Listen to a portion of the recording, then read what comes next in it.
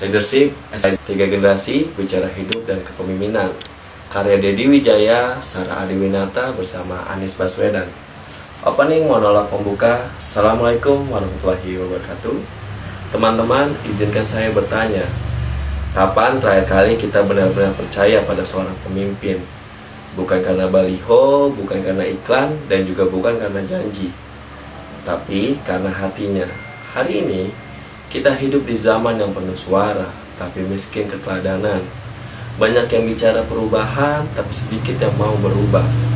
Dan hari ini, saya ingin mengajak kalian merenung melalui sebuah buku, Leadership, XYZ, Tiga Generasi, Bicara Hidup dan Kepemimpinan. Ini bukan tentang mereka, ini tentang kita. Kita akan masuk ke segmen 1 pengantar buku. Teman-teman, buku ini lahir dari perjalanan hidup, dari jatuh bangun, dari luka, dari harapan. Tiga generasi, tiga zaman, tiga cerita. Mereka pernah duduk di bangku OSIS, belajar memimpin tanpa sorotan, tanpa pujian, tanpa bayaran, dan dari sanalah mereka belajar bahwa kepemimpinan adalah sebuah pengorbanan. Segmen 2 dari bab 1, dari ruang kelas ke ruang kehidupan.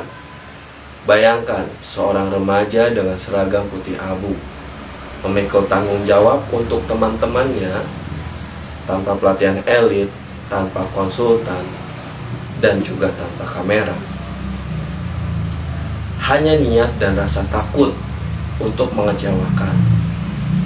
Disinilah pemimpin dilahirkan bukan di istana, tapi dimulai dari ruang kelas. Hikmahnya, kalau kita ingin menjadi bangsa yang kuat, didiklah anak-anaknya. Selanjutnya dalam segmen ketiga, bab 2, X-Fiction, berani bermimpi saat dunia meragukan. Teman-teman, bermimpi itu mudah, bertahan dalam mimpi itu yang sulit. Setiap generasi punya ketakutannya sendiri, takut gagal, takut ditertawakan, takut sendirian. Tapi buku ini mengajarkan, visi bukan soal hebat, visi juga soal keberanian. Keberanian berkata, aku mungkin jatuh, tapi aku tidak mungkin menyerah. Apa yang menjadi hikmahnya? Masa depan dibangun oleh mereka yang berani berharap. Selanjutnya segmen 4, bab 3, Y, Humanity, memimpin dengan air mata. Ini bagian yang paling menggetarkan, teman-teman. Tentang empati, tentang mendengar keluhan rakyat, tentang melihat wajah kecewa, tentang memikul harapan orang lain. Pemimpin sejati bukan yang tak pernah menangis, tapi yang peduli saat orang lain terluka. Karena tanpa empati, kekuasaan pun menjadi hal yang dingin. Apa yang menjadi hikmahnya? Hati yang hidup lebih penting dari jabatan yang hidup. Kita akan masuk ke segmen 5 mengenai bab 4, Z, Integrity. Bertahan saat semua menyerah adalah ujian paling sunyi. Tidak ada tepuk tangan, tidak ada kamera, tidak ada pujian. Hanya kita dan hati nurani. Saat semua berkata, sudahlah, ikut saja, pemimpin sejati pun berkata, tidak, ini salah. Hikmahnya, harga diri lebih mahal dari kekuasaan. Kita masuk ke segmen 6, bab 5. Dalam buku ini, bertahan di tengah badai, tekanan, fitnah, caci maki, pengkhianatan, semua pernah mereka hadapi. Dan disinilah kita belajar bahwa memimpin itu sepi. Tidak semua akan paham, tidak semua akan mendukung. Apa yang menjadi hikmahnya? Keteguhan lahir dari kesabaran. Kita masuk ke segmen 7 mengenai bab 6, luka, gagal, dan bangkit. Mereka jatuh, mereka salah, mereka kecewa. Tapi mereka tidak berhenti, karena berhenti adalah kekalahan sejati. Buku ini mengajarkan bahwa kegagalan bukan akhir, tapi guru. Apa yang menjadi hikmahnya? Yang bertahan adalah yang belajar. Segmen 8, bab 7, mengenai legasi, jejak yang tak terlihat.